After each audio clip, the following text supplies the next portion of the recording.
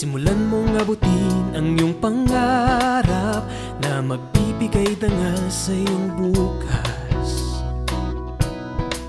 Ang suliranin, hindi laging nandyan, dapat mong harapin.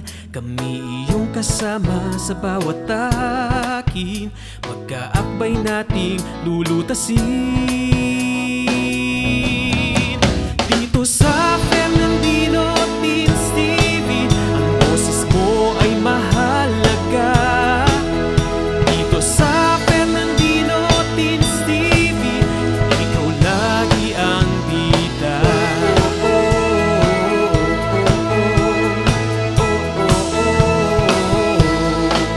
Ang mga aral ay ginintuang atin ng bawat guro na siyang gagabay sa iyong pagkamulat. Naway umukit ito sa iyong isipan,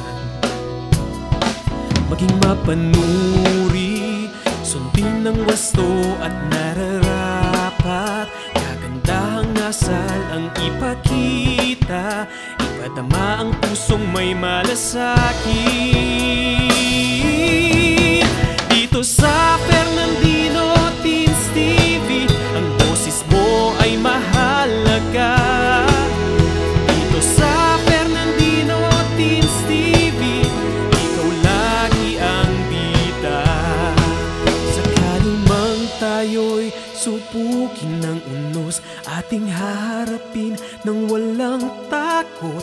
Sasamahan ka ni Fernan at Dino, ang bagong barkada mo.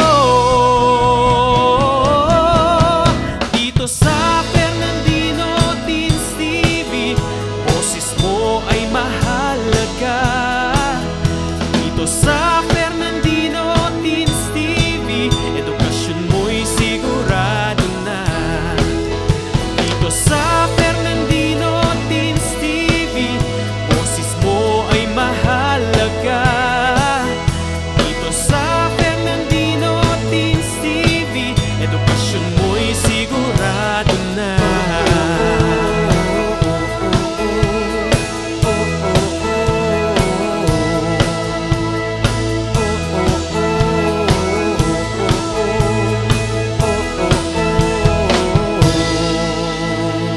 Fernandino Teens TV.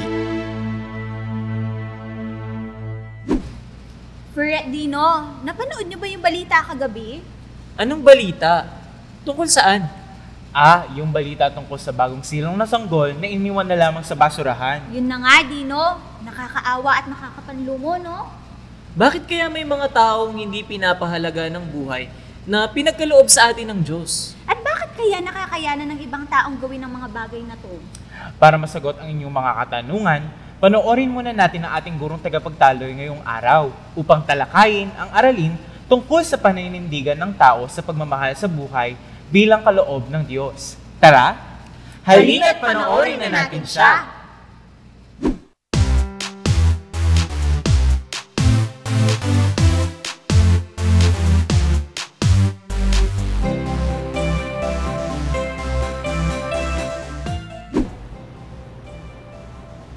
Magandang buhay! Kumusta? Ako nga pala si Teacher Raisa Romina de Guzman mula sa Values Education Department ng Pampanga High School. Sa araw na ito, ating tatalakayin ang paninindigan ng tao sa pagmamahal sa buhay bilang kaloob ng Diyos. Ang layunin ng ating aralin sa araw na ito ay ang mga sumusunod. Una, natutukoy ang mga gawaing taliwas sa kasagraduhan ng buhay. Ikalawa, nasusuri ang mga gawaing taliwas sa kasagraduhan ng buhay. Halika, atin nang simulan ang ating talakayan. Sa buhay natin, marami tayong natatanggap na handog o regalo, lalo na kapag may okasyon at maaring ang ilan sa mga ito ay gustong-gusto mo. Ngunit ano nga ba ang pinakamahalagang handog na iyong natanggap simula nang ikaw ay isilang? I-type ang inyong sagot sa chat box. Tama! Ang buhay ay ang pinakamahalagang regalong iyong natanggap. Kanino ito nagmula at bakit ito itinuturing na sagrado? Tutulungan ka ng araling ito na magkaroon ng malalim na pag-unawa sa iba't ibang pananaw, kalakip na mga isyu sa buhay na sa huli ay makabuo ka ng pasya na papanig sa kabutihan. Simulan na natin. Samahan mo ako, Fernandino Teens, ating suriin ang mga sitwasyon sa ibaba at tukuyin kung anong issue o napapanahong usapin ukol sa paglabag sa kasagraduhan ng buhay ang ipinapahayag ng bawat sitwasyon. Ayusin ang mga letra upang mapadali ang pagtukoy sa mga isyung ipinapahayag na may kaugnayan sa kawalan ng paggalang sa buhay. Isulat sa chat box ang inyong kasagutan. Handa na ba kayo? Tingnan natin ang inyong galing. Unang bilang. Namatay dahil na hit and run ang kapatid ni Amy. Sinabi ng doktor kay Amy na clinically dead na ang kanyang nakababatang kapatid. Idinagdag niya na mas lalaki ang gastos kung mananatili lamang siya sa ospital. Kailangan lang na pumirma sa waiver para maiuwi na rin ang kapatid dahil tanging milagro na lang ang kailangan para siya ay mabuhay. Ano ang isyong may kaugnayan sa kawalan ng paggalang sa buhay ang tinutukoy? Heto ang mga letra para sa iyong clue. Nahulaan mo ba ang sagot? Magaling! Euthanasia. Para sa ikalawang bilang. Lumaking mahirap si Tofel. Lahat ng trabaho ay pinasukan niya, mabuhay lang ang kanyang pamilya. Ngunit sa hindi inaasahang pangyayari, namatay ang kanyang mga magulang dahil sa hit and run. Hindi nakayanan ni Tofel ang pagkawala ng kanyang mga magulang at naisipan niyang uminom na lang ng lason para wakasan na rin ang buhay niya. Heto ang mga letra para sa iyong clue. Ang tamang kasagutan ay tama, pagpapatiwakal. Ikatlong bilang. Isang sikat na modelo si Karina na nabuntis ng kanyang kasintahan. Dahil sa kasalukuyang kasikatan, hindi pa siya handang maging ina kaya naisip niyang ipalaglag ang bata. Heto ang mga clue. Ano ang tamang kasagutan? Napakahusay. Abortion. Ika-4 na bilang. Kilalang manginginom sa kanilang lugar ang ama ni Samuel. Ito ang kanyang nakalakihan, kaya ito na rin ang naging bisyo niya sa murang edad pa lamang. Dahil sa madalas na paglalasing, lagi siyang nasasangkot sa away o basag ulo. Ang masaklap pa ay lagi siyang nahuhuli ng pulis para ikulong. Ang iyong clue ay ang mga sumusunod na letra. Ano ang tamang sagot? Magaling, alkoholismo. Para sa ika-5 at huling bilang. Mayaman ang pamilya ni Dennis. Laki sa layaw siya, kaya nagagawa niyang lahat ang bawat naisin, katulad ng paggamit ng ipinagbabawal na gamot. Ito ang naging dahilan upang siya ay pabalik-balik sa rehabilitation center dulot ng pagkalulong nito. Kalaunan, siya ay tuluyan ng nabaliw. Ang iyong clue ay napakagaling. Paggamit ng droga.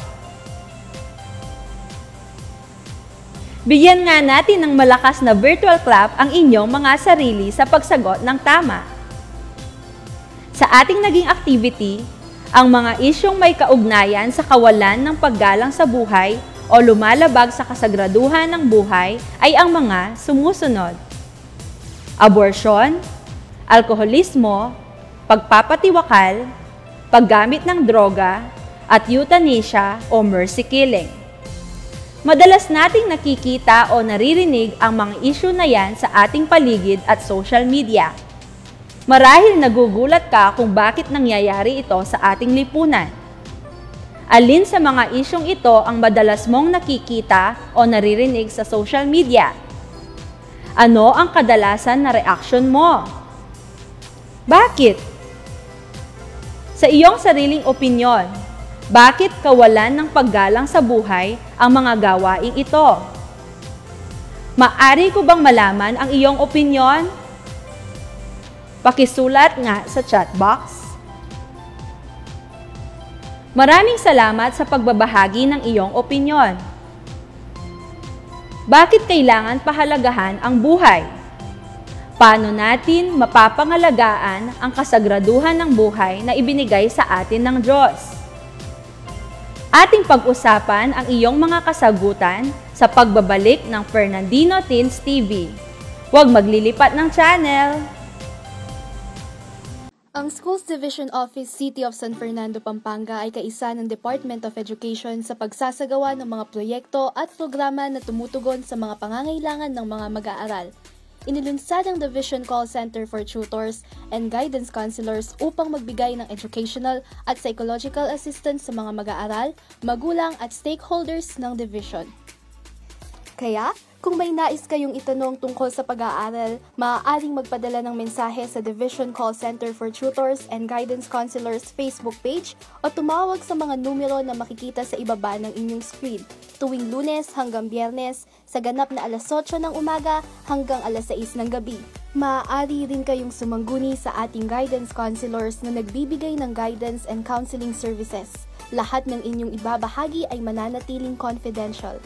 Ang nasabing programa ay nagsisilbing daan upang malaman ang feedbacks ng stakeholders para matulungan ang ating divisyon na mapagbuti pa ang mga sumusunod na programa. Ano pang hinihintay ninyo? Tumawag na sa aming mga numero o bumisita na sa aming Facebook page at magpadala ng inyong mga katanungan.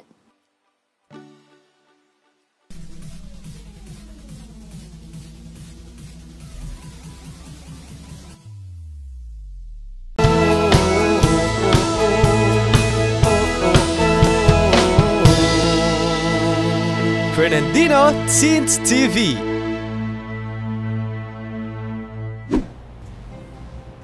Masayang pagbabalik, Fernandino Teens. Bago tayo nag-commercial break, ako ay nag-iwan ng 2 katanungan. Bakit kailangang pahalagahan ang buhay at paano natin mapapangalagaan ang kasagraduhan ng buhay? Ang tao ay nilikha bilang kawangis at kalarawan ng Diyos. Ang pagiging kawangis at kalarawan ng Diyos ay ang pinakapundasyon ng lahat ng ating ginagawa, mula sa pangangalaga sa ating pisikal na kalusugan, pati na ang mental, sosyal, emosyonal at espiritual na kalusugan. Ang buhay na ipinagkaloob sa tao ay kakaiba sa buhay na mayroon ang ibang nilikha. Ngayon, ating panoorin ang isang maikling video clip na pinamagatang Miracle of Life.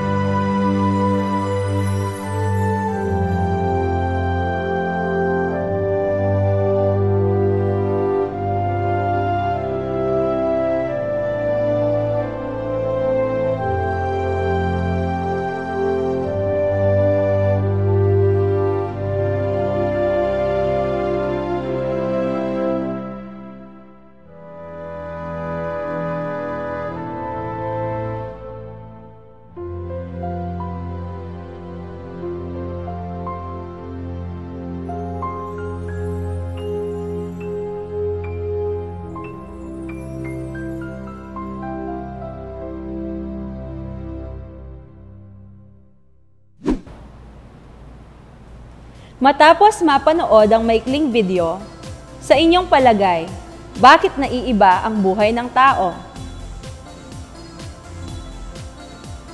Magaling! Ang buhay na ipinagkaloob sa tao ay ang pinakamahalaga, pinakamabuti at pinakamamahal ng Diyos sa lahat ng kanyang nilikha. Ito ay kanyang pinatunayan sa pamamagitan ng kanyang paglikha sa atin ayon sa kanyang imahe at wangis. Ang tao ang pinaka-espesyal na nilalang ng Diyos. Ang tao ay pinagkalooban ng buhay. Ang buhay ang pinakadakilang regalo ng Diyos sa tao. Ito ay banal at biyaya na kusang ipinagkaloob. Nagkaloob ng buhay ang Diyos sapagkat mahal na mahal niya tayong lahat. Ang ating buhay ay kakaiba sa buhay ng mga hayop at halaman. Kapag ang halaman at hayop ay namatay, wala na.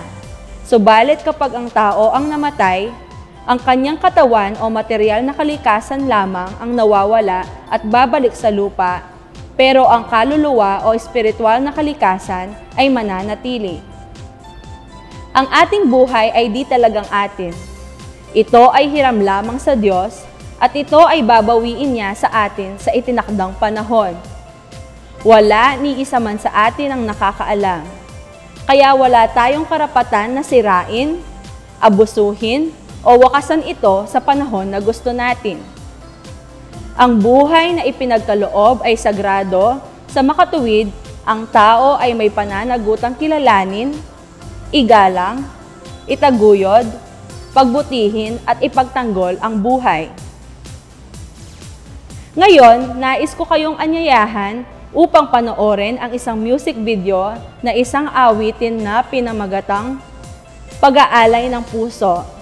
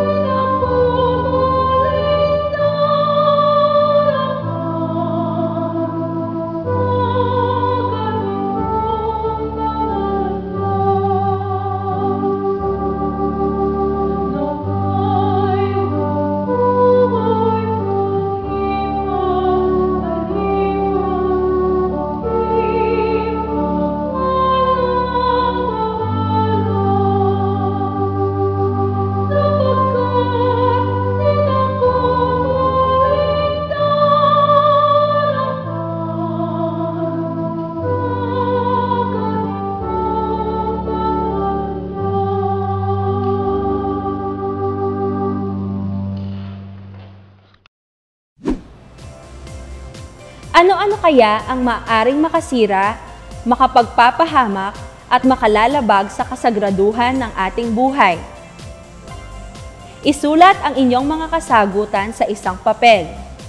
Atin niyang sasagutin sa ating pagbabalik. Fernandino Teens TV will be right back after this short break. Maya po oras kaya kayo, Fernandinos. Ako pala ay Elwin Arl Serrano ng City Tourism Office ng Ciudad San Fernando. Ngayong bulan na ini, pagmasusyan tayo ang National Heritage Month na ating temang Victory and Humanity, Upholding Filipino Heritage and Identity. Kambena nini, metong karang aktibidades na ng syudad, atin ng launching ng bayong Heritage Passport. Yung Heritage Passport, apin ng metong karing proyekto ng kaya katamong syudad, yung pamanamuna ng Mayor Edwin D. Santiago. Anong nuka rin makalagelangan ding eganagan ng heritage sites, heritage structures, naakit tamo kin kay katamong heritage district. Makakayabe din kini, ding importansya da ding mapil na tradisyon kay ni syudad, kalupa na ng pamangawang parol, ang po yung pamangalesa. May awo siyang heritage passport, uling atin kang dapat gawan, anong nukaran puntalan mo lading at tsuking passport, at saka ka mag-selfie. Kay ba't kanta, palto making tourism office, at mamiyalang sticker ka rin eganagan ang apuntulan mong lugar. At timong may ngari ang tutong passport. Balo mingeni, panahon na ini, tamo makain bisa lumal, uli na ng COVID-19 pandemic. Kaya naman kimbanwa nga ini, agkatan ko lading bikers tamo, edad 18 hanggang 50, imbis na lumaot kayo po, di na nyo lang dita ka oras di kaya katamong heritage structures kaya ni syudad. Anya naman karing mumunang 50 bikers ang makayari kaya katamong heritage passport, midinan lang premium only San Fernando loot bag. Inggawan nyo mo bakit makapag-register, punta kayo mismo opisina na ng City Tourism, yung munisipyo, at saka kayo magdalang metong valid ID. Kabinan kaya kayong heritage passport, ating makasipit ang instruction nung nano pa ing dapat gawan. Anya naman ka rin hanggang kapadyakin, nanano ko pa, tara na!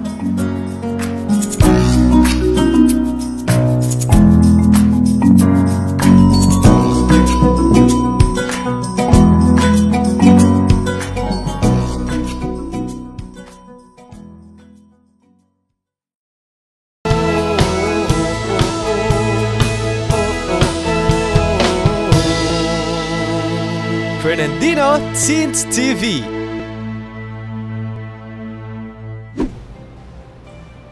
Magandang buhay! Kumusta?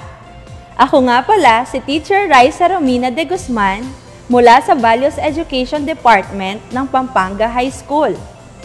Sa araw na ito, ating tatalakayin ang paninindigan ng tao sa pagmamahal sa buhay bilang kaloob ng Diyos. Ang layunin ng ating aralin sa araw na ito ay ang mga sumusunod.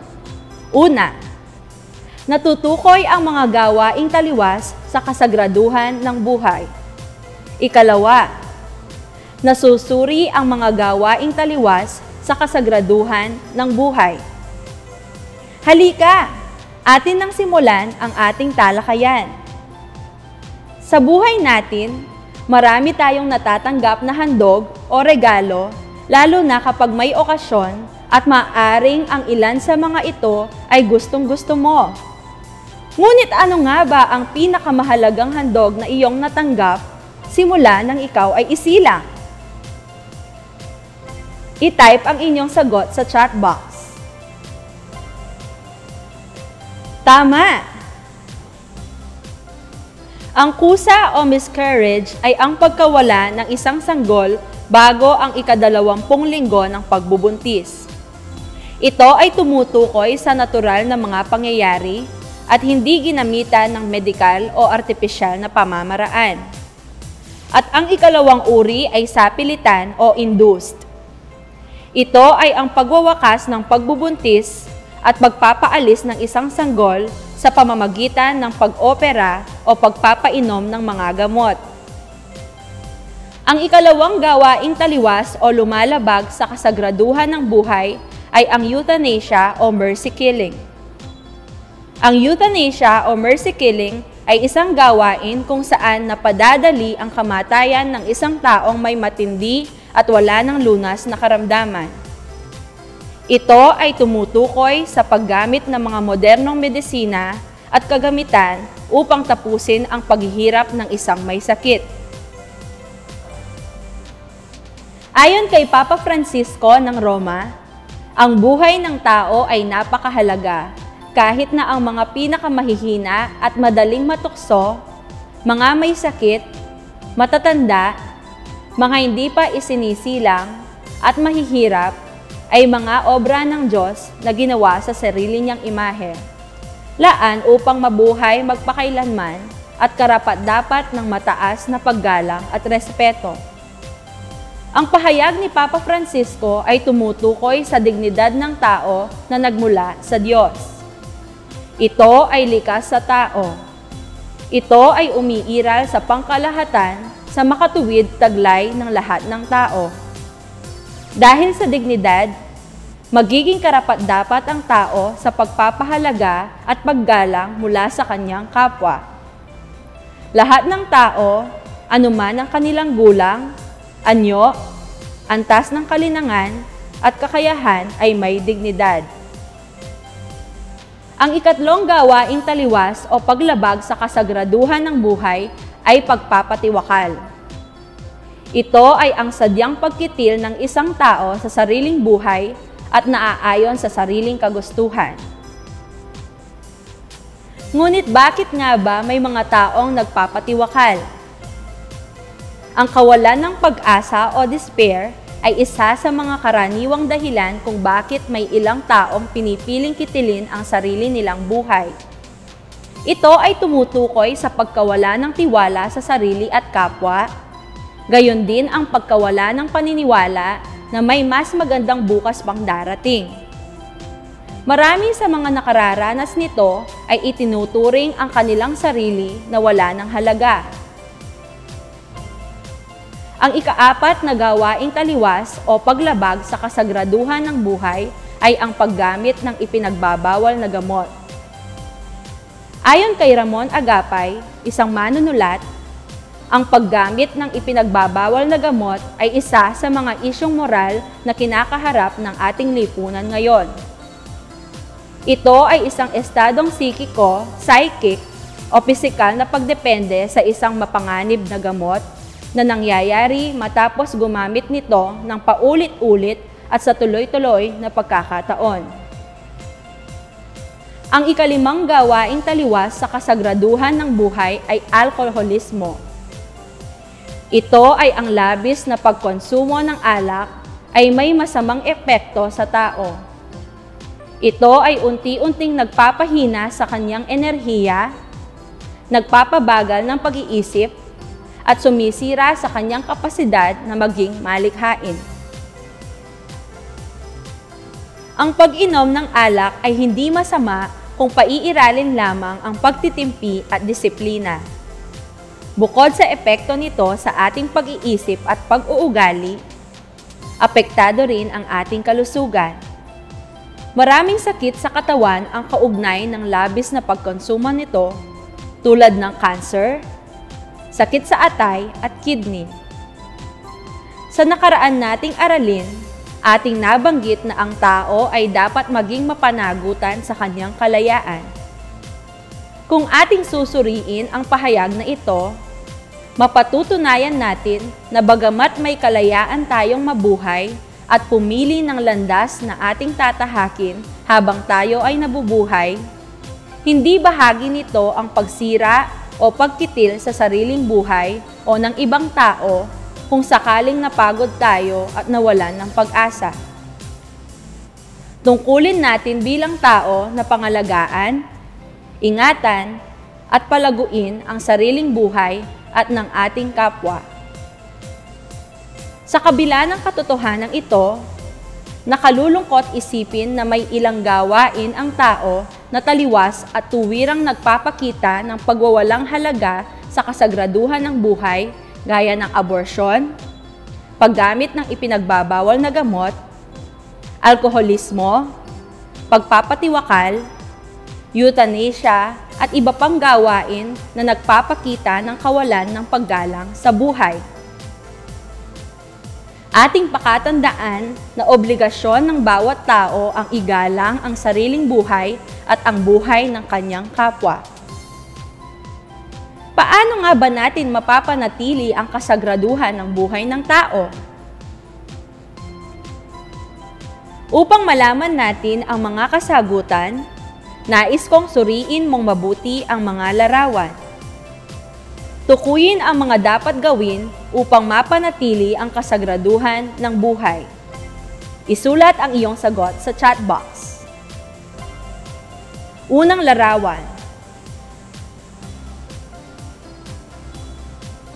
Magaling! Ang tamang sagot ay kumain ng tama at masusustansyang pagkain. Pangalawang larawan.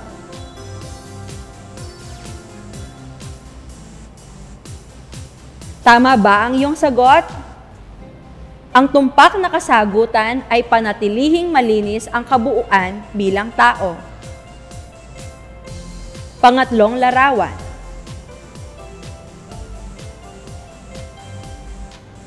Excellent!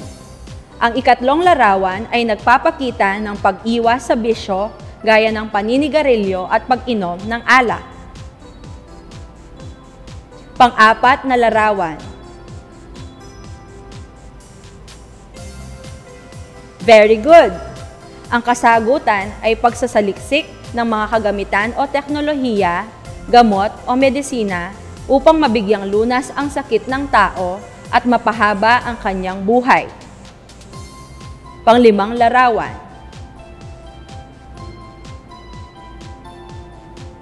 Wow! You're right! Ang sagot ay panatilihing malusog ang mental, emosyonal at pisikal na pangangatawan. At ang huling larawan, perfect! Magpakita ng simpatya at pag-unawa sa mga nangangailangan, lalo na sa mga mahihirap at may kapansanan. Habang tayo ay nabubuhay sa mundo, marapat na gawin ang mga nabanggit na gawain upang maging makabuluhan, kapaki-pakinabang, at kaakit-akit ang ating buhay sa harapan ng Diyos. Gawin ang lahat ng makakaya upang mapangalagaan ang buhay. Huwag mo nang aalis, Fernandino Teens. Ako ay muling babalik.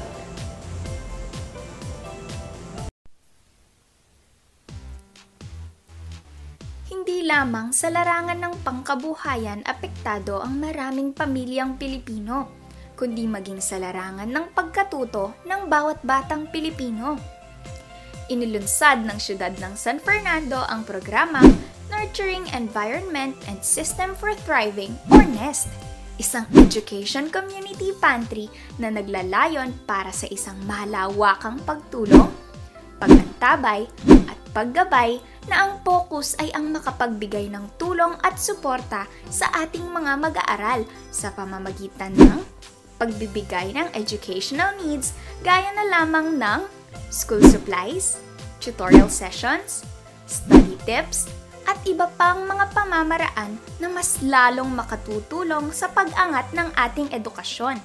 Dahil hindi hadlang ang pandemya sa magandang kinabukasang naghihintay sa ating mga mag-aaral. Sino-sino nga ba ang mga kalahok sa programang ito? Sa pagtutulungan ng ating school administrators, guro, magulang, at iba pang mga miyembro ng ating komunidad gaya ng barangay officials at sangguniang kabataan ay siguradong magiging mas matagumpay ang programang ito. Paano nga ba ang magiging proseso ng naturang programa? Una, magkakaroon tayo ng isang Facebook group, ang Pampanga High School NEST Education Community Pantry na pangungunahan ng Educational Pantry Coordinator. Ang mga magulang, tagapangalaga at mga guro ay ia-add ng ating Educational Pantry members sa Facebook group na ito. Sa page na ito, maaaring i-post ng mga magulang at tagapangalaga o sino mang miyembro ng Educational Pantry ang kanilang mga kahilingan o requests. Kailangan ding ilagay ang pangalan ng mag-aaral, grade, at section para sa mas agarang aksyon. Oo nga pala, hindi lang requests ang pwedeng i-post. Pwede ring mag-post ang mga nais magbigay ng tulong o mga gustong mag-donate. Sabi nga nila, sharing is caring. Tandaan na ang Facebook group na ito ay pribado at posts na may kaugnayan lamang sa page na ito ang maaaprobahan. Mayroon din palang Google Form na ipamamahagi kung saan maaari nating isumite ang ating requests o kahilingan. Paano naman ang mga walang internet access sa bahay? Huwag mangamba dahil merong mga nakalaang drop boxes ang ating paaralan na kung saan maaaring ihulog ng mga magulang at tagapangalaga ang kanilang requests. Sa mga nais namang mag-donate ng school supplies, maaaring ilagay ang mga ito sa tabi ng drop boxes. Maaari ring mag-donate ng mga kagamitan o cash donation kaakibat ang pagsusumite ng deed of donation form. Pangalawa, mahalaga ang ugnayan ng mga guro at ng mga magulang o tagapangalaga sa programang ito.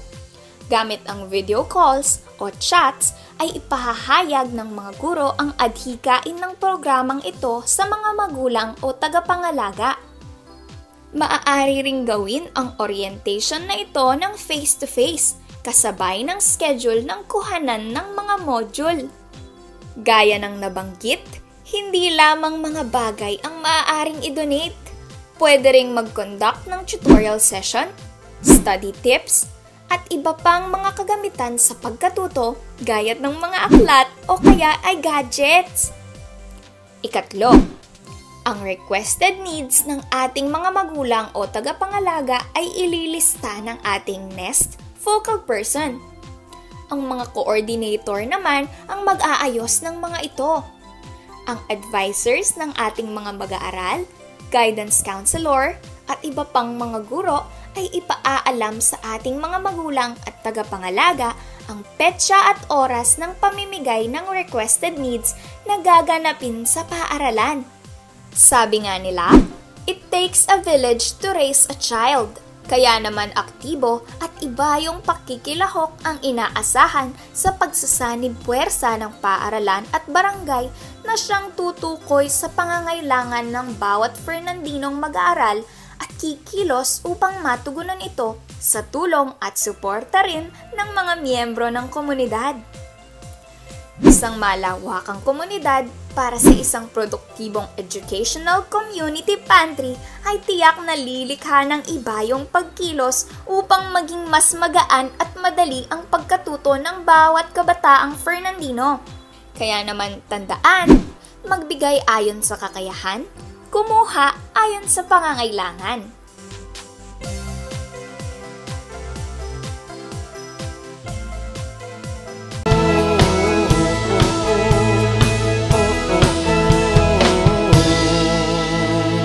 Fernandino Teens TV.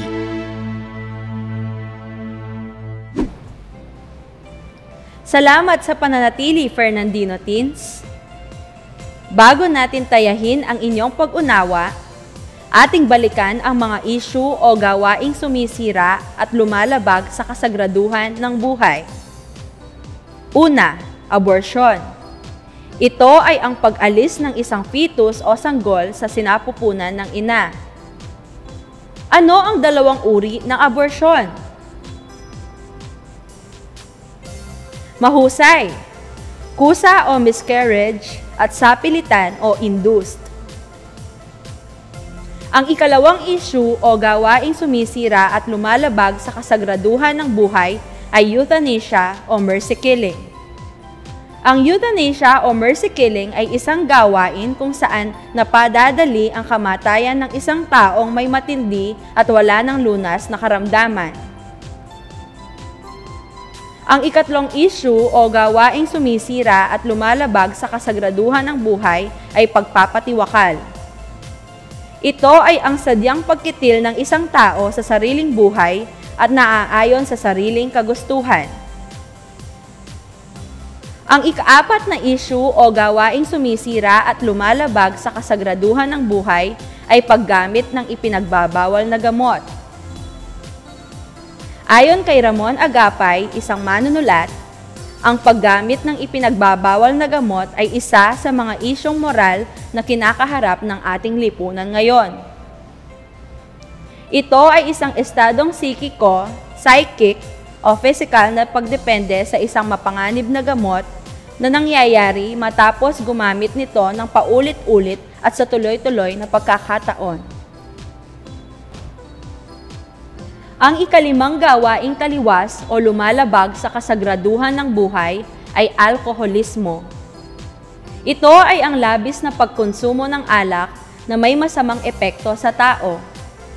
Ito ay unti-unting nagpapahina sa kanyang enerhiya, nagpapabagal ng pag-iisip, at sumisira sa kanyang kapasidad na maging malikhain. Nakapagtala rin tayo ng mga gawaing makapagpapaunlad at magpapanatili ng kasagraduhan ng buhay ng tao tulad ng pagkain ng tama at masusustansyang pagkain, pag-iwas sa bisyo gaya ng paninigarilyo at pag-inom ng alak, panatilihing malinis ang kabuuan bilang tao, pagsasaliksik ng mga kagamitan o teknolohiya, gamot o medisina upang mabigyang lunas ang sakit ng tao at mapahaba ang kanyang buhay. Panatilihing malusog ang mental, emosyonal at pisikal na pangangatawan at magpakita ng simpatya at pag-unawa sa mga nangangailangan lalo na sa mga mahihirap at may kapansanan. Ngayon, gamit ang graphic organizer, ating buuin ang mahalagang konsepto na nahinuha mula sa mga nagdaang gawain at ating mga natalakay. Isulat ang iyong mga kasagutan sa chat box. Narito ang mahalagang konsepto na kailangan niyong buuin.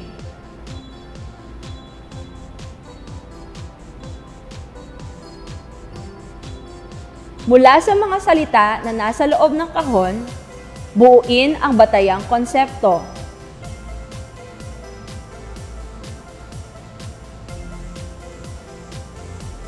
Very good! Basahin nga natin ng malakas at sabay-sabay ang batayang konsepto na ating nabuo.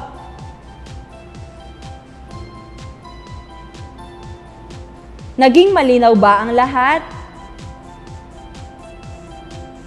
Sige nga, ating subukan ang iyong natutunan. Isulat ang salitang tama kung ang pangungusap ay wasto at mali kung hindi naman. Bibigyan ko kayo ng 2 minuto. Time starts now. Una, pagpapatiwakal ang solusyon sa mga problemang nararanasan sa buhay.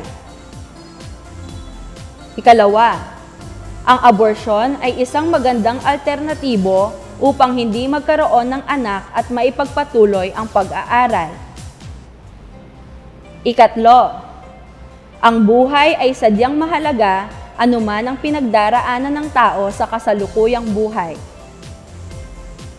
Ika-4, walang karapatan ang tao na sirain o kitilin ang buhay na ibinigay ng Diyos sa anumang oras na gustuhin niya. Ika-5, ang mga isyong moral tungkol sa buhay ay mga halimbawa ng pagwawalang bahala sa kasagraduhan ng buhay. Let us check your answers. Ang tamang mga kasagutan ay: una, mali. Ikalawa, mali. Ikatlo, tama. Ika-4, tama. At ika-5, tama. Tama ba ang lahat ng iyong kasagutan? Magaling! Maraming salamat sa pagsagot. Bigyan nga natin ng malakas na virtual clap ang inyong mga sarili sa pagsagot ng tama. Sa ating naging activity, ang mga isyong may kaugnayan sa kawalan ng paggalang sa buhay o lumalabag sa kasagraduhan ng buhay ay ang mga sumusunod. aborsyon, alkoholismo, pagpapatiwakal, paggamit ng droga, at euthanasia o mercy killing. Madalas nating nakikita o naririnig ang mga issue na yan sa ating paligid at social media. Marahil nagugulat ka kung bakit nangyayari ito sa ating lipunan.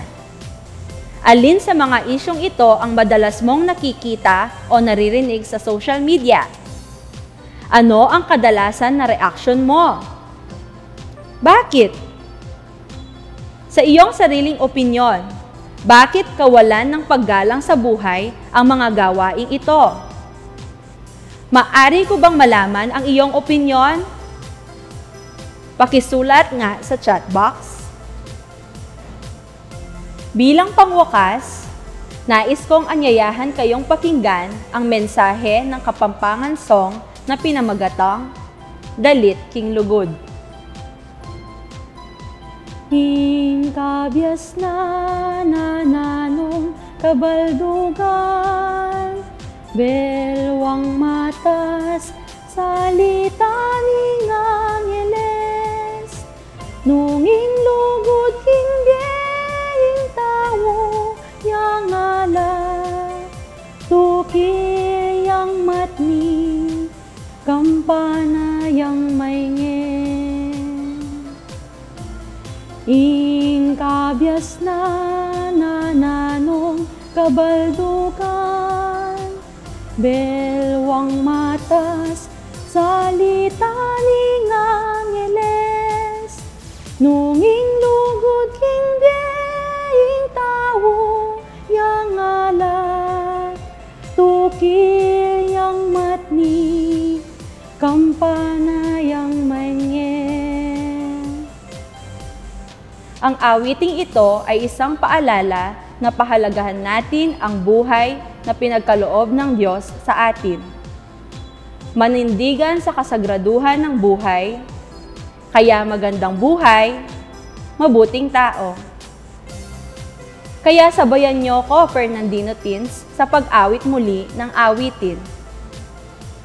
Ingkabyas na nananong kabaldugan, belwang matas, salita ni Angeles, nunging lugod king biyeng tao, yang ala, tukir yang matni, kampana yang mangge.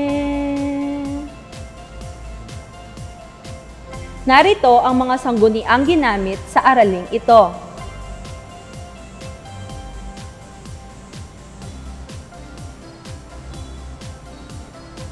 Muli, ako si Teacher Raisa, taos-pusong nagpapasalamat sa pakikinig at bumabati ng isang mapagpalang araw sa inyong lahat. God bless, Fernandino Teens. Napakarami na naman nating natutuhan, Fer at Dino. Oo nga, Enan. Nalaman natin na ang pinakamahalagang regalo ng Diyos sa atin ay ang buhay. Kaya dapat natin itong pahalagahan. Kaya dapat, huwag sumagis sa isip natin na gawin ang mga gawaing taliwas sa kasagraduhan ng buhay. Tama kayo, Fer at Dino. Dahil ang buhay ay nararapat lamang na pangalagaan, pahalagahan at mahalin. Kaya naman, Maraming salamat, Ma! Isa na namang makabuluhang talakayan ang ating natunghayan, Fernandino TV. Samahan niyo ulit kami dito lang sa Fernandino TV. Season 2. Kung saan ang kabataang Fernandino ay angat sa aking talino. Bagong umaga, yakapin mo ang bagong pag-asa. Simulan mong abutin ang iyong pangarap na magbibigay dangal sa iyong bukas. Ang suliranin, hindi laging nandyan, dapat mong harapin. Kami iyong kasama sa bawat takin, magkaakbay nating lulutasin. Dito sa Fernandino Teens TV, ang boses mo ay mahalaga. Dito sa Fernandino Teens TV, ikaw lagi ang bida.